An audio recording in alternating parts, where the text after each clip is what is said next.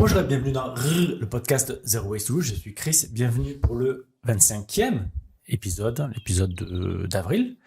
Et aujourd'hui, pour m'accompagner, je suis avec Cécile. Bonjour Cécile. Salut Chris. On s'était déjà vu il y a quelques mois pour un podcast sur les afterworks. Oui, tout à fait. Ça, c'était il y a 3 numéros, je pense, quelque chose comme ça. Et pour nous accompagner, nous avons Eric. Bonjour Eric. Bonjour Chris, bonjour Cécile. Salut Eric. Vous allez bien ? Oui, ça va. On va bien, on est en pleine forme. Ok, alors Eric, toi, on ne te connaît pas. Du coup, est-ce que tu peux te présenter un petit peu ? Oui, alors moi je m'appelle Eric Cross, je suis ingénieur de formation, ingénieur INSA Toulouse, je suis un produit toulousain.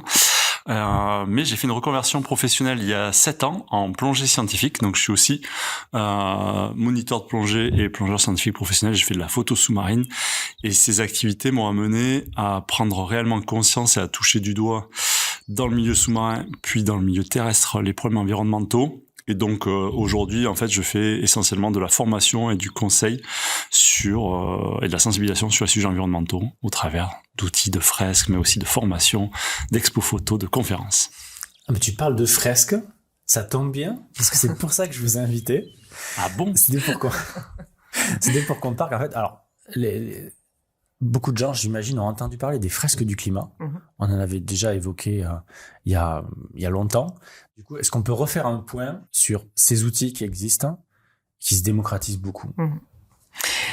Alors, si on parle en premier de la fresque du climat, c'est un outil de sensibilisation au changement climatique qui a été créé en 2015 à la base par Cédric Rickenbach. Et qui a créé avec plusieurs personnes une association en 2018 pour déployer cette sensibilisation aux enjeux climatiques. Voilà, c'est un outil... On rappelle en 2 mots comment ça se passe. Oui. Donc c'est un atelier. C'est un atelier, c'est un atelier ludique, collaboratif. Donc les gens vont travailler en intelligence collective et trouver par eux-mêmes.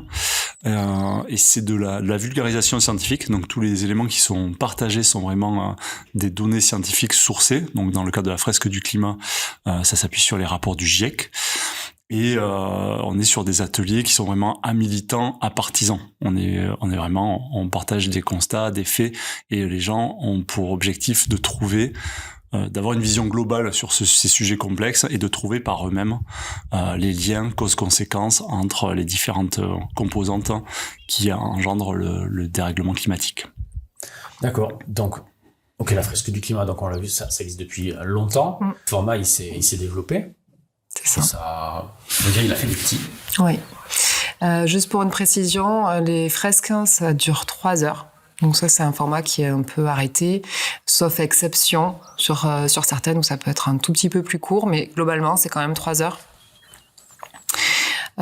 Et c'est un jeu de cartes. Voilà. Donc il y a un animateur ou une animatrice qui facilite l'atelier.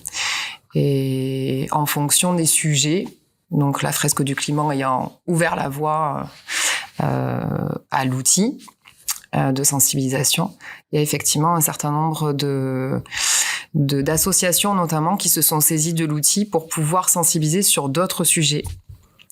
Donc, on peut en citer quelques-unes, dont notamment, on peut en parler puisqu'on est Eric animateur de certaines et moi animatrice d'autres.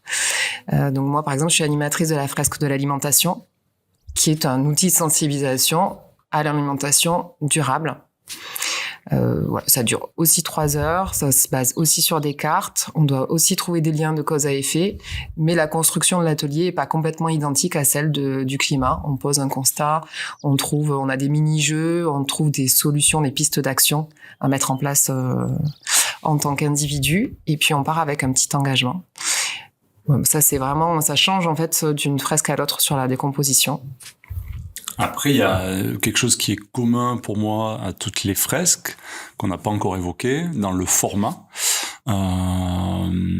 C'est qu'en fait, on a une décomposition, et c'est ça qui a fait beaucoup, je pense, la réussite de ce type d'outil pédagogique. On a une décomposition tête, cœur, corps. Et donc, on a d'abord cette notion d'intelligence collective vraiment basée sur l'intelligence, où les gens vont, avec leur tête, apprendre des informations et les relier d'une façon ou d'une autre, parce que d'un atelier à l'autre, c'est pas exactement les mêmes types de règles du jeu ou de fonctionnement. Et ensuite, ça s'appelle fresque parce qu'on va vraiment produire un résultat qui ressemble à une fresque visuellement, graphiquement. Et donc, il y a vraiment une phase à chaque fois de créativité où on va passer on a fait des liens et de la tête à on fait du dessin, on trouve un titre, ça devient une fresque. Et sur cette base-là, souvent, on s'appuie là-dessus pour faire émerger un peu les émotions que ça peut générer chez chacun, parce que la plupart du temps, c'est sur des sujets environnementaux, et même si l'atelier est ludique, le fond est quand même souvent potentiellement anxiogène. Donc, on laisse pas les gens comme ça, ça permet d'en parler pour justement passer de tête à cœur avec les émotions et à corps à l'action, en fait, pour s'appuyer sur ces émotions, de movere en latin, le mouvement, qui nous mettent en action pour justement pas être dans la fatalité ou la dépression, mais justement se dire, tiens, qu'est-ce qu'on peut faire? Donc, je te voyais Cécile réagir sur pas toujours... C'est pas toujours le cas de toutes les fresques. Disons que la fresque du climat est sur ce format-là. Typiquement, les fresques de l'alimentation, de l'eau, de la mobilité, ça sera pas forcément le cas. Il n'y a pas forcément de dessin. Non. Okay. Ces ateliers, ils s'adressent à tout le monde, adultes, enfants. Parce que tu as parlé de créativité, de dessin. Faut pas qu'on imagine forcément que c'est un atelier pour les petits. Pas du tout. D'ailleurs, en tant qu'adulte, on apprend beaucoup de choses. C'est assez rigolo que tu en parles, puisque dernièrement, j'ai animé une fresque du climat pour des élus. Et dans la consigne, en amont, au niveau de la préparation, c'était la partie créativité, là, les élus, à mon avis, ça va pas du tout passer, donc on va pas passer de temps dessus. Pour l'animatrice, ma co-animatrice et moi, c'était important de le faire, parce que ça fait vraiment partie de l'ancrage aussi de ce qu'on vient d'apprendre, de se saisir de cette fresque qu'on vient de créer de ses mains. Parce que quand tu dis créativité, c'est pas faire des petits dessins. Alors voilà, j'y viens effectivement. Dans un premier temps, on propose de trouver un titre, comme le disait Eric, de repasser des flèches, puisque on va dessiner des flèches entre les cartes pour faire des liens. Et ensuite, effectivement, on propose de faire ce qu'on veut. Finalement, on peut vraiment dessiner ce qu'on veut, faire des schémas, faire des dessins. Et en fonction de la sensibilité de chacun par rapport au fait de dessiner, il y en a qui vont faire plutôt des jolies flèches, il y en a qui vont faire des warnings, qui vont écrire, et finalement, pourquoi pas. Et du coup, pour revenir sur la partie élue, on a décidé avec ma co-anime de leur proposer d'appeler ça personnalisation de leur fresque. Et ils se sont super lâchés, en fait. Ils se sont vraiment appropriés ce jeu-là, cette partie-là, et ils ont fait de très jolies fresques. D'accord. Donc, comme je disais, cette fresque du climat, elle a fait des petits, et maintenant on trouve beaucoup de fresques, peut-être trop. Voilà. Du coup, vous en animez quelques-unes. Qu'est-ce qu'on peut dire sur ces autres fresques, en fait? Après, moi, je vais donner mon avis personnel sur la question. Donc, la fresque du climat, comme le disait Eric, elle est basée sur une source unique, qui sont les rapports du GIEC. D'autres fresques donc ont été développées par des associations, et donc ce sont des bénévoles qui se sont saisis des différents sujets pour pouvoir permettre une vulgarisation et une sensibilisation sur les thématiques qui leur tenaient à cœur. Typiquement, la fresque de l'eau, c'est une association qui s'appelle Odyssée qui a créé cette fresque sur la sensibilisation aux enjeux de l'eau douce. Donc là, ce sont des hydrologues qui ont créé cette fresque qui se base sur des données pareilles scientifiques, pas une source unique pour le coup. La plupart, en dehors de la fresque du climat, c'est pas sur une source unique. Ensuite, à l'heure actuelle, il y a combien de fresques à peu près? Je dirais entre 50 et 80 de mémoire. Ça fait beaucoup. Donc moi j'aurais dit plus de 30, mais donc potentiellement entre 50 et 80. Il y en a plus de 50, déjà c'est sûr. C'est vrai que le format... En fait, il y a ce format d'atelier ludique, collaboratif, qui plaît beaucoup, avec plus ou moins de créativité à l'intérieur, donc selon certaines fresques, mais a vraiment plu. Et donc moi j'anime en plus de la fresque du climat, la fresque océane, puisque c'est par celle-là que je suis venu en fait au sujet des fresques, du fait de mon passé et donc toujours mon actualité de plongeur scientifique, c'était mon adéquation première. et j'anime aussi la fresque de la biodiversité et la fresque des déchets. Par exemple, sur la fresque de la biodiversité, donc c'est aussi porté par une association. Ça a été créé par Géraldine Vullier et Geoffrey Vullier, un frère et une sœur, avec Charles Sirot et le cabinet Deloitte. Ils avaient travaillé en commun, ils se sont mis ensemble.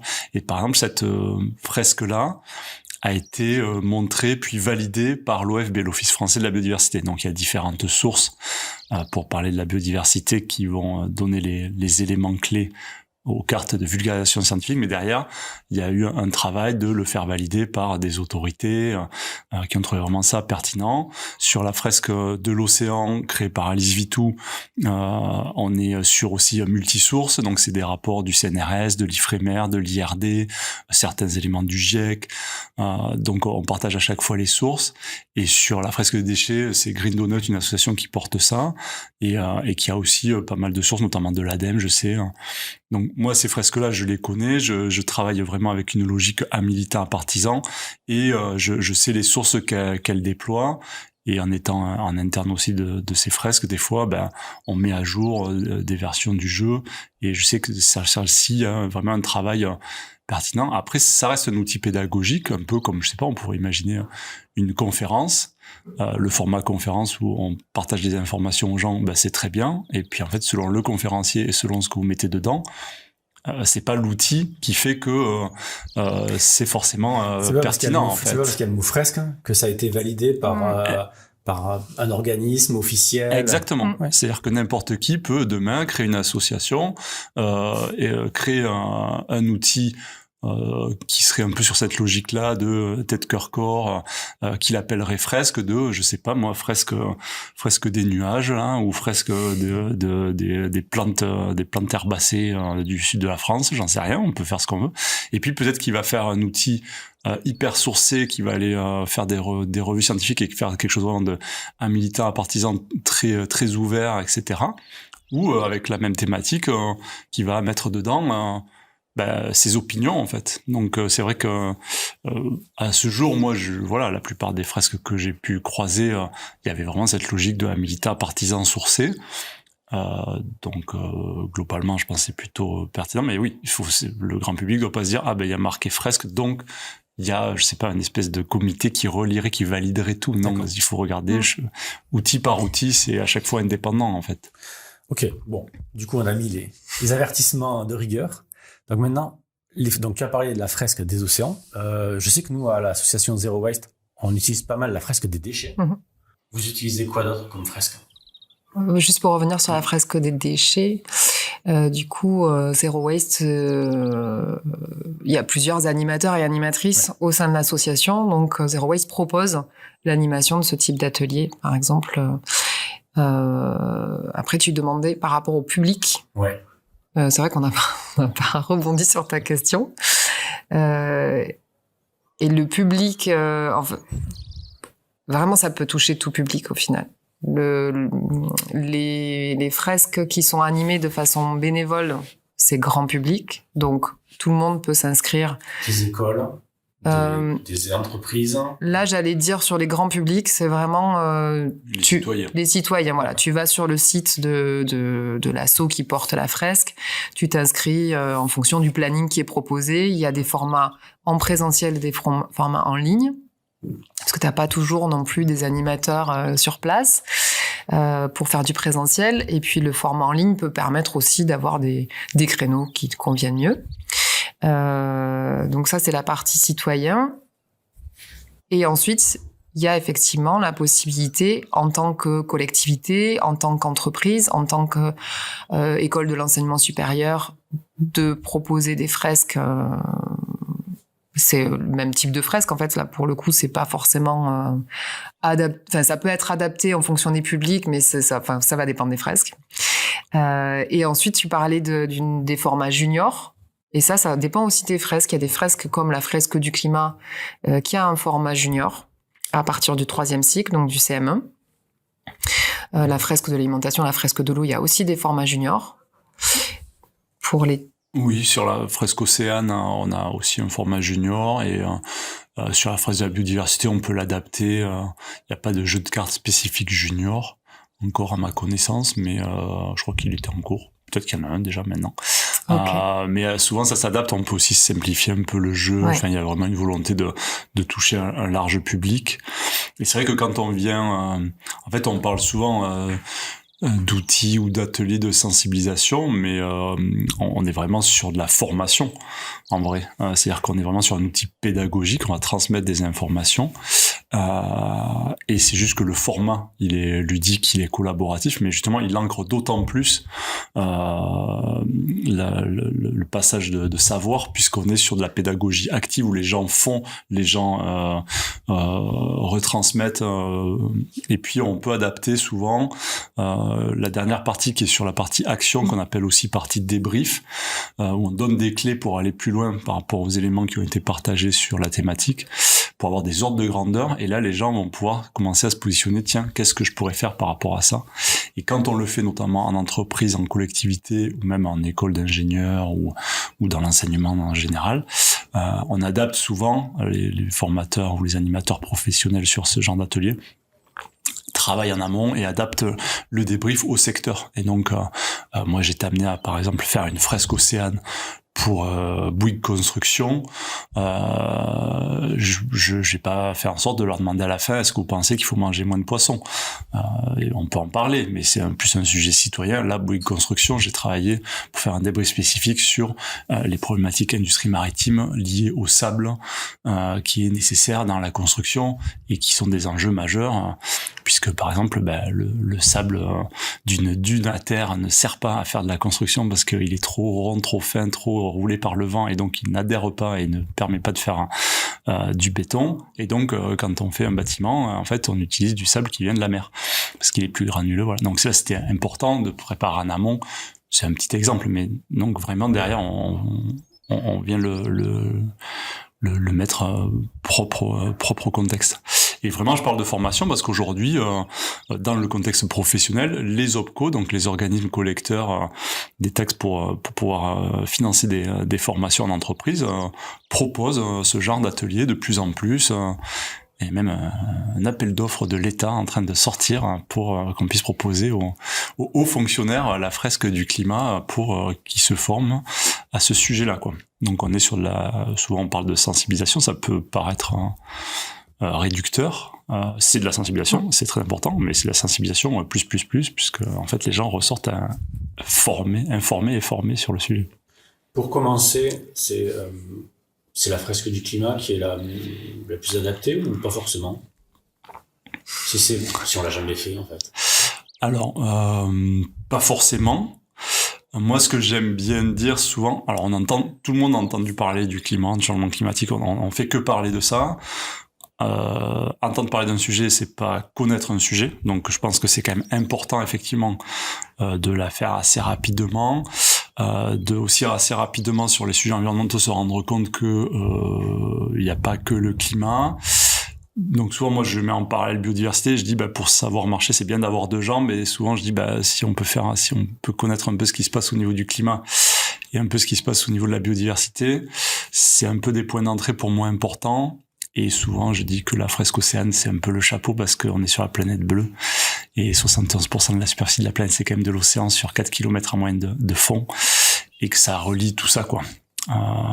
Mais ça, c'est mon approche. Mais en fait, on peut tout à fait faire... moi, j'ai fait par exemple, dans une école d'ingénieurs spécialisée en qualité et RSE, on a attaqué par une fresque des déchets, parce qu'ils avaient une spécialité là-dessus, et ça allait très bien. Enfin, c'était pas un problème en fait. C'est comme il y a les maths, l'espagnol, l'anglais, la géographie, la physique. C'est bien de connaître plusieurs choses, mais on n'est pas obligé de faire que des maths pendant 10 ans avant de commencer à faire du français, par exemple. Oui, au final, ça va dépendre du sujet qu'on a envie de creuser et d'approfondir en fonction de son contexte, en fonction de tout ça qu'on a envie de travailler. D'accord. Du temps qu'on a disponible. Après, elles sont toutes, on va dire à peu près 3 heures. Le format, c'est principalement quand même 2h30, 3 heures. Voire 3h30 pour la fresque océane qui est costaud. J'allais dire aussi, généralement, ce qu'on essaie de faire quand on fait une fresque pro, c'est qu'on va proposer de passer un peu plus de temps, au moins bien 3h30, voire 4h si c'est possible, pour pouvoir prendre ce temps notamment de débrief et de passage à l'action qui est très très important aussi dans la fresque, même si il faut pas partir du principe qu'on va avoir un plan d'action détaillé à la sortie d'une fresque, ça ce n'est pas possible, mais ça met un pied à l'étrier et ça donne ce pouvoir d'agir, cette envie d'agir. Ça c'est intéressant. Je me permets de faire une petite parenthèse parce qu'il se trouve que aujourd'hui, 5 avril, on vient de passer le 1 million de sensibilisés à la fresque du climat. Donc j'avais pas calculé ça avant, et dans le monde, voilà, on a 1 million de personnes, plus d'1 million de personnes qui ont participé à une fresque du climat. Alors tu sais ce chiffre parce qu'en fait à chaque fois que du coup il y a une intervention, du coup vous notez en fait il y a des compteurs, ouais, il y a un compteur en fait à chaque animation. On est responsable de son groupe. Et donc, on a notre compteur, chacun alimente le compteur général. D'accord. Voilà. Et à l'heure actuelle, il y a autour de 45 000 animateurs et animatrices dans le monde. Et 130 pays, je crois, concernés 130 avec des pays, animateurs. 45 langues. Donc, voilà, c'est bien déployé. Et l'objectif initial, en fait, de l'association en 2018, c'était de sensibiliser 1 million de personnes, d'où cette journée importante. D'accord. Et un peu la fête qu'il va y avoir ce soir pour apprécier. Il y a une fête pleinement, ouais. On va pas hésiter. Si, tu es le bienvenu. Okay. Pour commencer, où est-ce qu'on trouve des intervenants? Comment ça se passe? Alors, le point d'entrée, c'est souvent le site web de l'association porteuse, exactement, qui souvent s'appelle du même nom que, par exemple, la Fresque Océane, c'est une association qui s'appelle la Fresque Océane, qui a un site web qui s'appelle Fresque Océane, et l'atelier s'appelle Fresque Océane, et donc c'est la même chose pour la fresque du climat, pour la fresque de la biodiversité, pour la fresque des déchets aussi. De l'alimentation. Des déchets, c'est sur Green le site de Green Donut, mais sur la fresque des déchets, on trouve... C'est ça. Mais l'association s'appelle Green Donut. Vous pouvez contacter Zero Waste Toulouse. Voilà, exactement. Voilà, après, ça va dépendre des sujets. Zero Waste pour la fresque des déchets. Eric, pour les fresques dont il a parlé. Ça peut après, être, c'est ça aussi. C'est des fois, nous, on est donc voilà sur la région de toulousaine. On a un peu la même démarche avec Cécile, c'est-à-dire qu'on anime, moi j'essaie d'animer en moyenne une fresque bénévole par mois, donc à destination du grand public, dans un café associatif ou un lieu qui héberge, et là je viens bénévolement, je fais l'animation, hein. Je touche rien, et les gens s'inscrivent sur le site de l'association qui gère une petite billetterie, donc souvent c'est de l'ordre de 10 € l'inscription, avec souvent des tarifs réduits. Donc l'argent va... Là, les gens va directement à l'association, c'est pour faire vivre l'association, pour justement qu'on puisse avoir un site web, acheter un peu de matériel, réimprimer des jeux de cartes, des choses comme ça.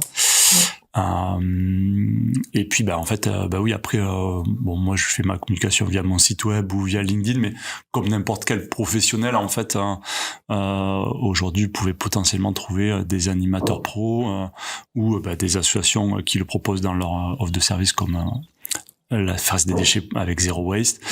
Voilà, donc soit par l'asso, soit par les gens qui sont animateurs pro que vous allez trouver par votre réseau ou leur site web. C'est ça. Oui, c'est ça. J'allais dire, le plus simple effectivement, c'est d'aller sur les sites des fresques, et puis sinon si je sais pas, il y a les coordonnées à la suite du podcast. Bien sûr. Absolument. Oui, on pourra mettre nous les liens des fresques qu'on anime, qu'on peut animer par exemple, sur lesquelles on peut dire voilà, là c'est vraiment sourcé à militants, à partisans, on les connaît, celle-là au moins on peut s'engager. C'est que vous validez absolument. Donc, alors fresque du climat évidemment, fresque des déchets, fresque d'océan. Océane, fresque Océane. Okay. Fresque de l'eau, qui est du coup complémentaire, puisque c'est vraiment sur la partie eau douce. Moi j'ai participé, je l'anime pas, mais j'ai participé il y a pas mal de fresques auxquelles j'ai participé avec plaisir, sans les animer, sans en être animateur professionnel. Il y a la fresque du numérique aussi, qui est bien sourcée. La fresque de l'alimentation. Fresque de l'alimentation. De la mobilité. D'accord. Qui est portée par le Shift Project. C'est pas mal déjà. Oui, il y en a quelques-unes. Okay. Il y en a d'autres, mais... mais déjà, ça fait pas mal. Oui, voilà. Mais disons disons qu'aujourd'hui, dans les sujets environnementaux, si on va avoir une vision un peu globale, je pense que ça aura échappé à personne qui a un sujet climat, qui a un sujet de l'eau, on en parle beaucoup en ce moment, qui a un sujet biodiversité. Pour quiconque qui est allé au bord de l'océan ou s'est baigné, a commencé à peut-être se rendre compte qu'il se passait 2-3 trucs. Voilà. Et après, on entend parler beaucoup de l'énergie, où est-ce qu'elle part. Et donc, on entend parler de beaucoup des bâtiments, des transports, de l'alimentation. Donc, c'est sûr que je pense que c'est pas pour rien qu'on s'est mis sur ces sujets-là en premier, nous, en tant que professionnels de la transition écologique. Parce que c'est un peu des points d'entrée. Après, je sais qu'il y a une fresque du football, par exemple. Oui, fresque écologique du football. Voilà, qui est... voilà, moi, j'ai jamais participé, mais ça peut être intéressant de justement d'aller... Toi, tu as participé ? Moi, j'ai participé. Alors, oui, c'est porté par une association qui s'appelle, je crois... La fresque du foot. Non, c'est pas la fresque, mais France Football Écologie. Je pense quelque chose comme ça. Je veux pas dire de bêtises. Et le format, c'est vraiment du jeu, et l'idée, c'est plus de sensibiliser les clubs donc de foot, qu'ils soient pro ou non pro, puisqu'il y a quand même pléthore de clubs qui ne sont pas pro, et de les sensibiliser à l'aspect, à tout l'impact en fait qu'il y a autour de l'événement aussi d'un match de foot, des supporters, donc c'est intéressant aussi pour ce type de pratique-là. Du coup, il parle de char à voile pour aller au Qatar. Ouais, c'est ça, exactement. Ok, c'est intéressant. Question bête, là, je mets à la place d'un auditeur. Donc, tout seul, faire un atelier fresque n'a pas beaucoup de sens. Et si on veut regrouper quelques amis, à partir de combien c'est viable? Oui, alors moi, j'estime que à partir de 4 personnes minimum, on commence à faire voilà, c'est le minimum pour moi. On se regroupe 4-5 amis et on peut contacter et organiser un atelier, quoi. Par exemple. Ouais. Oui, okay. C'est vrai en introduction, on disait c'est un atelier en intelligence collective, donc il y a forcément du collectif. Et vraiment, l'idée, c'est que les gens trouvent par eux-mêmes les informations. Et donc, 4, c'est bien. On fait ça sur une table ou plusieurs tables qu'on réunit pour dérouler un papier d'environ 2 mètres par 1 mètre. Et ils vont travailler sur ce format-là. Donc, entre 4 et 8, plus que 8 autour d'une table, ça va être compliqué. Par contre, un animateur... J'ai déjà vu une dizaine. Ouais, mais sur une seule table ou... C'était par terre, en plein air. Oui, d'accord. Et alors, comment c'est... Ça va. Ah oui. Ça se faisait. Mais c'est vraiment très discipliné. C'est vrai, c'est important, effectivement. Parce qu'après, sinon, quand on est animateur assez expérimenté, là, c'est pas que du sujet de la fresque, mais vraiment sur la partie animation, d'intelligence collective, la partie formateur-animateur. Souvent, on fait 2 tables en parallèle. Il faut qu'on trouve deux espaces, une table, une salle assez grande, etc. Voire 3. C'est vraiment la limite. Et après, il existe aussi des fois des formats. D'ailleurs, en ce moment, à Toulouse, on va pas mal parler de la fresque géante qui aura lieu le 22 avril à la Cité. Et le but, c'est sur une journée de faire 700 personnes. Donc, il y aura une 50aine d'animateurs pour des fresques le matin, des fresques l'après-midi. Et on est vraiment sur cette logique. Si on est 7 personnes par table fois 50 animateurs, ça fait 350 le matin, 350 l'après-midi. Et donc, il y a aussi des choses comme ça. Il y a un côté, comme on met les gens autour d'une table et que c'est quand même ludique, etc., il y a un côté team building. Donc, souvent, c'est aussi... Moi, ma grande surprise l'année dernière, j'ai eu en juin pas mal d'activités sur des entreprises qui faisaient des team building avant l'été et qui voulaient en fait que leur team building y ait plus de sens que d'aller faire un karting ou un bowling. Alors, on me l'a dit texto, on m'a dit on pense que c'est peut-être plus intelligent dans la situation dans laquelle on est de certes s'amuser mais apprendre des choses plutôt que d'aller faire un karting. J'ai dit oui, ça me paraît pas mal. Et du coup, c'est vrai que les gens prenaient plaisir on arrivait à animer quelque chose où on se forme en s'amusant, quoi. C'est quand même pas mal. Je rajouterais une petite chose. C'est que pour la fresque du climat, en tous les cas, à partir du moment où on a participé à un atelier de la fresque du climat, on peut ensuite se former à l'animation et animer en autonomie ensuite. Donc sur la fresque du climat, il y a un parcours du fresqueur où on démarre en ceinture blanche, on finit ici, on poursuit le parcours jusqu'au bout en ceinture bleue. N'est-ce pas? Oui. Et tu as autour de la table 2 ceintures vertes, Chris. Sache-le. À tout moment... On peut te mettre Uchimata du climat, non? Attention. Et donc, c'est aussi, je trouve que c'est un modèle du coup, qui est plutôt vertueux, et ce qui fait qu'aujourd'hui, on peut dire qu'on a sensibilisé 1 million de personnes, parce que ça s'est démultiplié très très vite, avec l'inertie évidemment du démarrage. Mais voilà, la possibilité de la démultiplier, il y a des je